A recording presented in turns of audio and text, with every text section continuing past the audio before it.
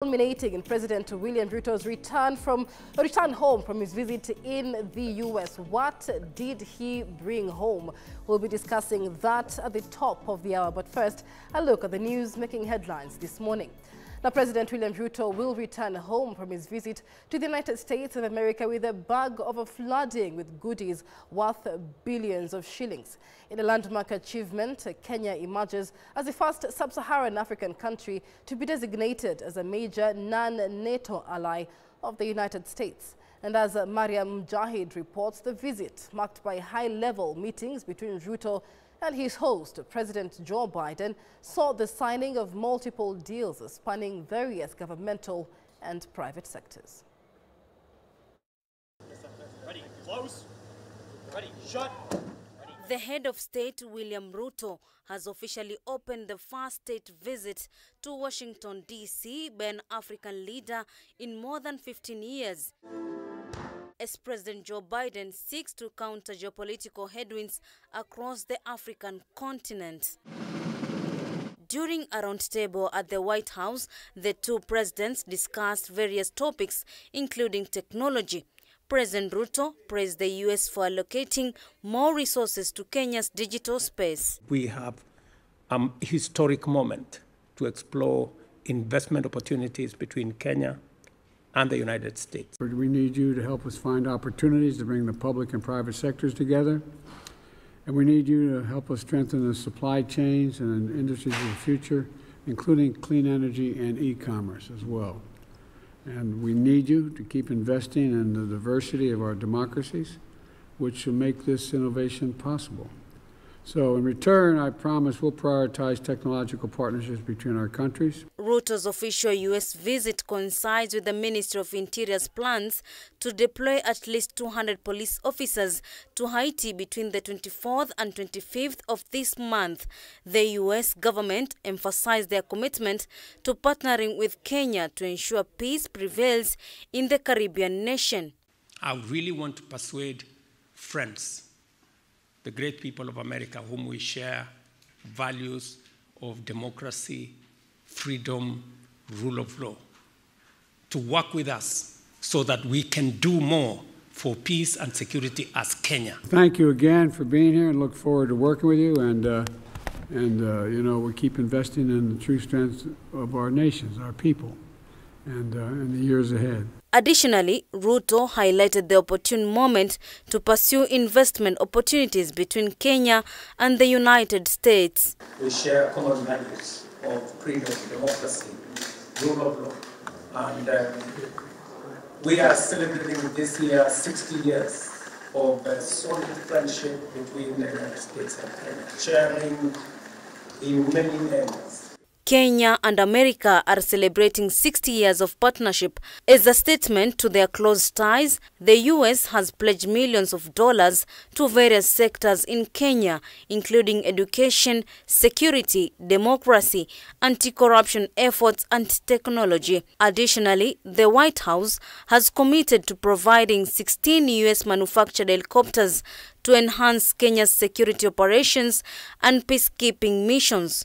On the other hand, USAID will contribute $24.5 million to support the Kenya Primary Literacy Program. This reaffirms the strong bond between the two nations and underscores their commitment to mutual development and cooperation. To consummating some of the discussions around this table into concrete investments going into the future. Ruto also met with the Representative Speaker Mike Johnson. The meeting was attended by various senators from both Republicans and Democrats. We're really grateful for Kenya's partnership in opposing extremists around the world and partnering together to oppose Al-Shabaab and the jihadists, and same against the Houthis in the Red Sea and other places. Later on, President Ruto and his counterpart Joe Biden, in a colorful ceremony, inspected the Guard of Honor at the White House.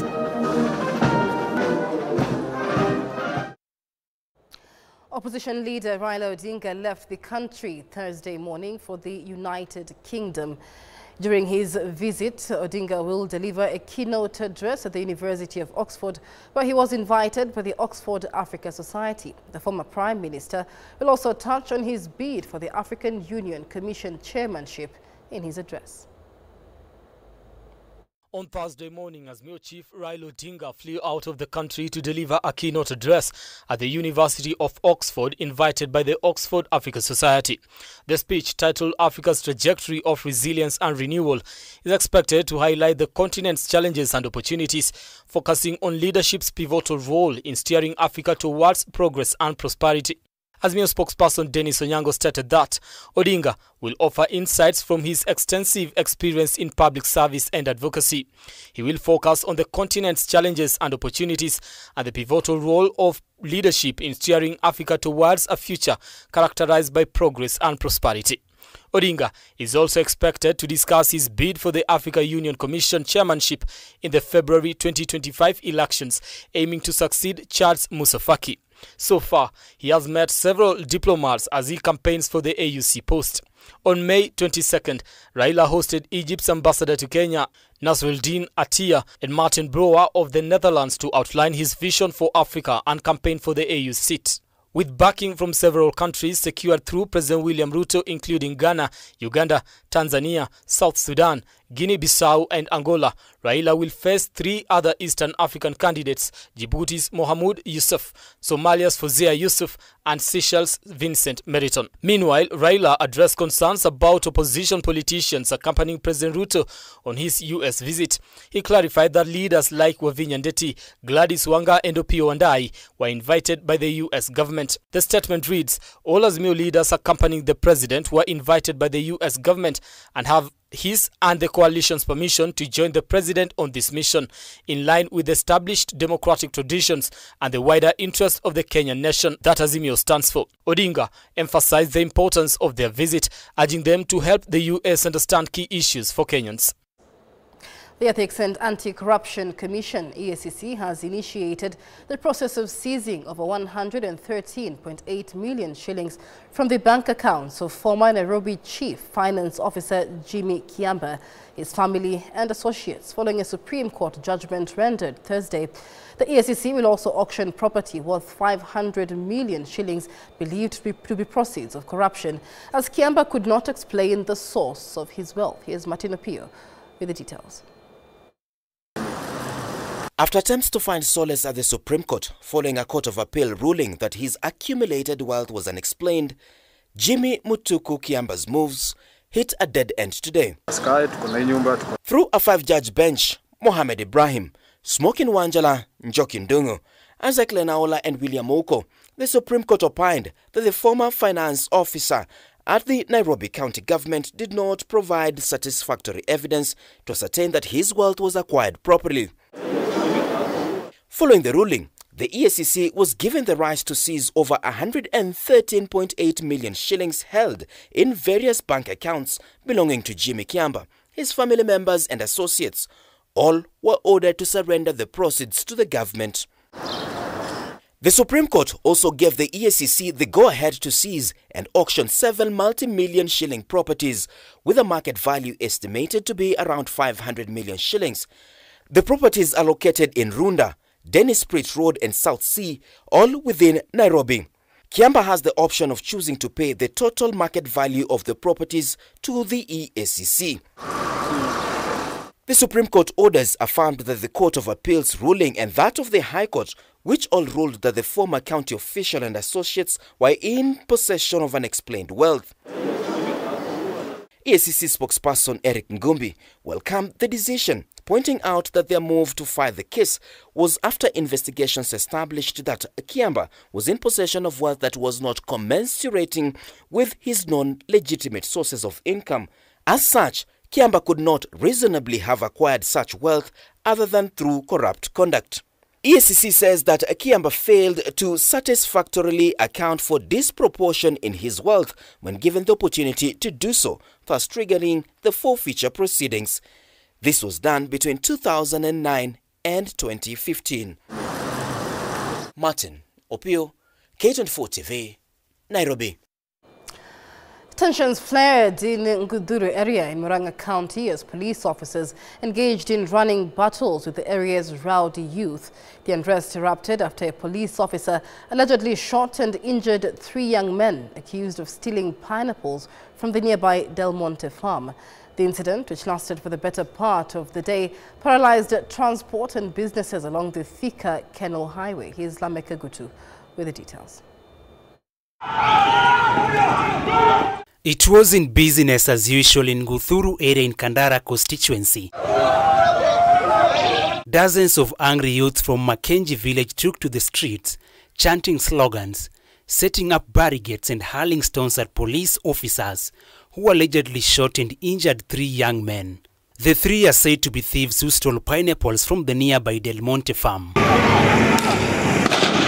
The confrontation began when these youths invaded Mackenzie police station, seeking answers to the shooting incident. The officers responded by throwing tear gas and shooting into the crowd in an attempt to disperse them. Maskari wakawakuta hapo. Wakapiga risasi na wakaambia wasimame. Vijana walipowauliza mnatuuliza nini na sisi tuko katika area yetu na hatuna mananasi.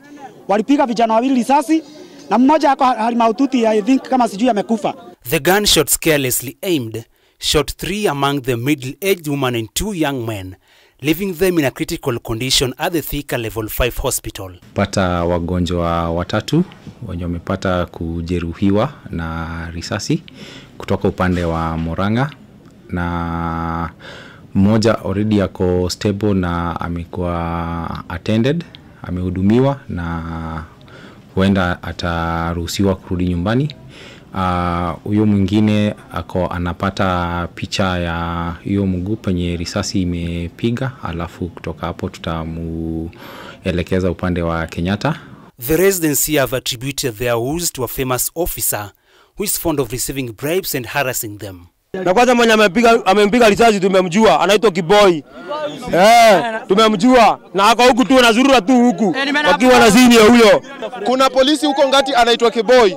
Pikipiki ikishikwa ukiendea ametoa chrome, ametoa vitu ameuza.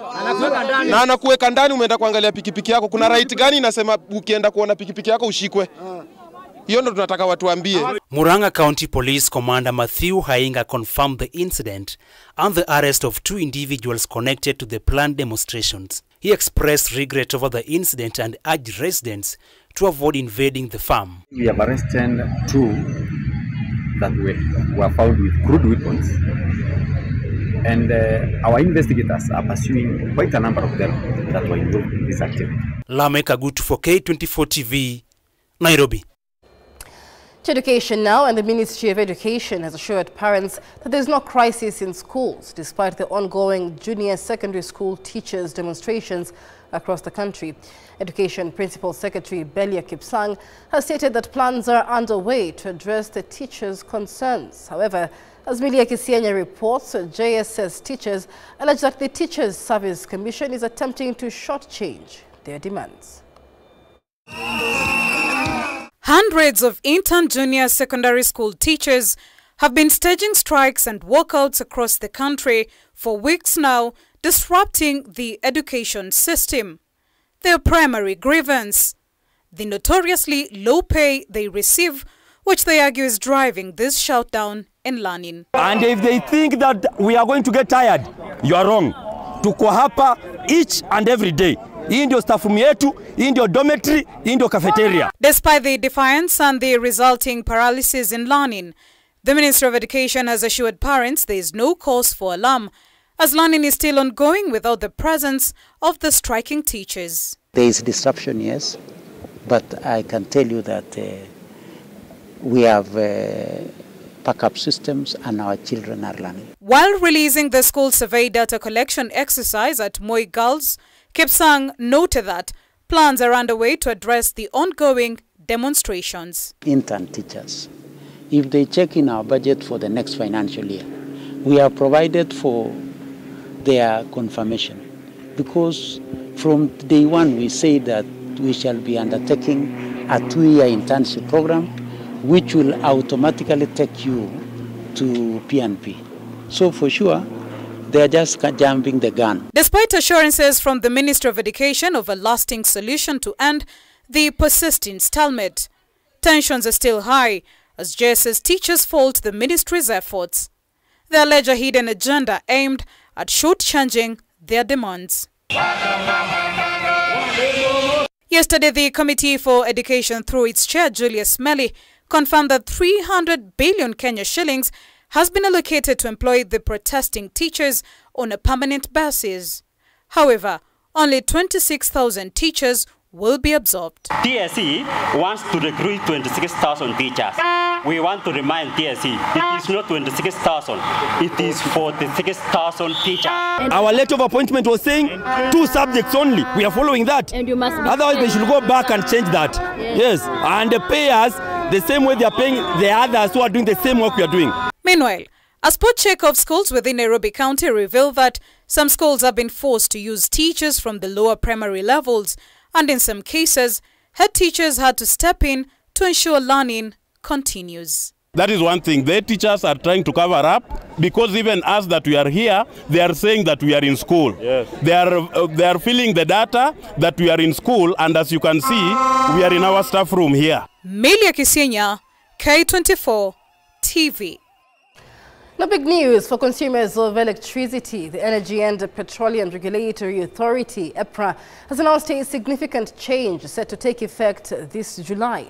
They are slashing the base tariff from 17.1 to 16.39. But what does this reduction mean for consumers? Well, Linda Koskei brings us the details, shedding light on how decommissioning older, less efficient power plants and embracing newer, advanced technologies is driving this shift towards more affordable and efficient energy.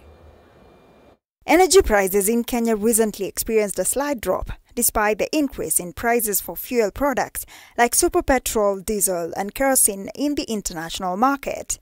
This has largely been attributed to the strengthening of the shilling and reduced pressure from external market forces. This trend is also evident in the petroleum sector. The last 4 months, both for electricity and for petroleum, we have seen a reduction in the exchange rate. The last 4 cycles for petroleum, if you go to the press releases we've released over the last 4 cycles, the last 14th of the month press releases, you'll see a very clear trend because we trend the exchange rate there. We have moved from a high of 162 shillings to the dollar. We came down in the next cycle to 142. The previous cycle, we came down to 133. In July, the cost of electricity will most likely drop as EPRA announced a slight reduction in the base tariff for power. Beginning July 1st this year, the base tariff will reduce from 17.1 to 16.39. Because of course the reason is we are decommissioning some plants, and also some of the other costs that we were paying will also exit this particular part. When it looks to electricity, we have been able to see a clear reduction in our bills, including the ones that you see on the tokens on account of a reduction on the exchange rate, the foreign exchange adjustment as a pass-through. Kenya's commitment to intensifying the adoption of renewable energy has attracted high levels of investor interest in Kenya's renewable energy potential. This adoption has increased efficiency, reduced fuel and maintenance costs, and improved environmental compliance. These savings can now be passed on to consumers, resulting in lower electricity tariffs starting in July. Time that we set up this tariff in order to promote e-mobility in the country. We have also special economic zone tariffs and what we call industrial tariff for the big consumers. The customers who are metered at 200 kV. These are the industries in the steel industry, in the cement industries and all that. Additionally, EPRA says the stability of the sugarcane sector will also significantly contribute to the production of biomass. We have biomass, 2 megawatts. Mumia Sugar used to have a plant that was generating electricity from biomass, the bagasse, but it has not been very, very active. But I'm sure that with the sugar industry coming up, we are likely to see biomass electricity from biomass coming up. Today, EPRA held a media roundtable to build the capacity of journalists, aiming to provide a better understanding of the regulator's mandate and its future projections. Linda Koskei, K24 TV. The Kenya Revenue Authority is making headlines as it points fingers at the National Treasury for delayed budget disbursement, citing it as a key factor behind an anticipated revenue collection shortfall of more than 300 billion Kenyan shillings. Additionally, court cases surrounding the Finance Bill of 2023 are exacerbating the situation. In a bid to address the challenges, the Revenue Collection Body is urging Parliament to consider a new law that would allocate 2% of collected revenue directly to KRA's budget, with hopes that this will incentivize enhanced tax collection efforts. Here's Joel Chacha with the details. With just a month left before the conclusion of President William Ruto's maiden budget, the Kenya Revenue Authority has broken its silence on the looming revenue shortfall of 300 billion Kenya shillings. This comes after intense scrutiny from the Finance and National Planning Committee of the National Assembly. At one point, your predecessor told us, if they give him 1 shilling, he's going to produce 10 shillings. He's going to collect 10 shillings. And I think we give him the money. But we have not seen any improvement in tax revenue collected.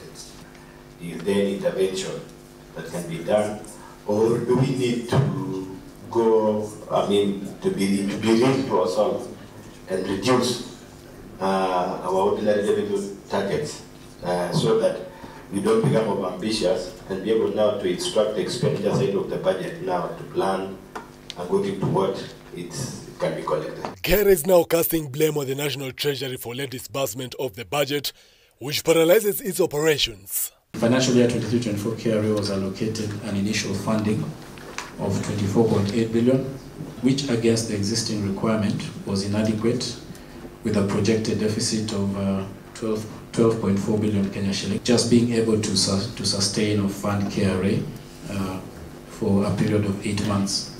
And this is what necessitated our asking for additional funding from Treasury. To the matters that we are discussing here today, in terms of just having capacity and availability of funding at the right time so that we can execute some of these revenue mobilization efforts. The Revenue Collection Body further apportions blame to the court cases that were lodged against the Finance Bill 2023 that caused the economy to slow down. So there was a slowdown in the economy as the Finance Act was being taken through the court system.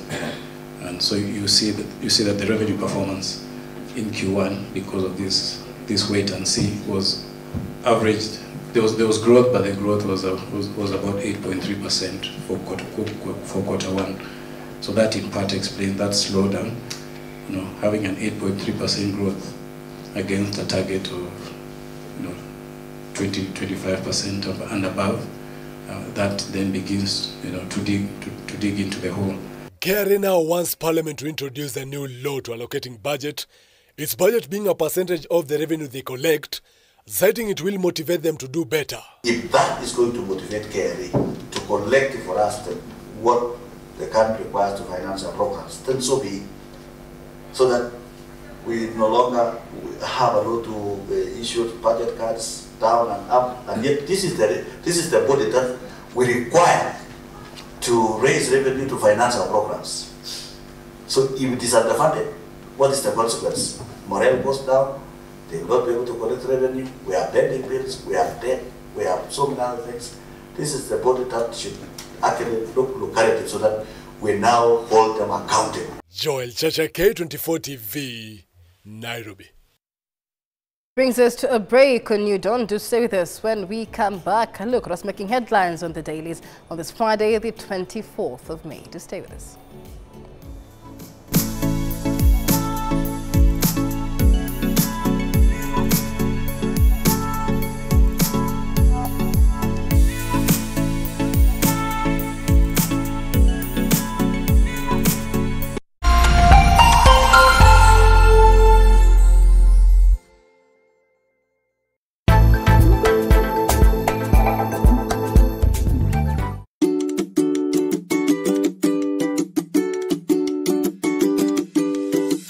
Your Saturday morning won't be the same again. Launch sequence activated. Have a nice trip.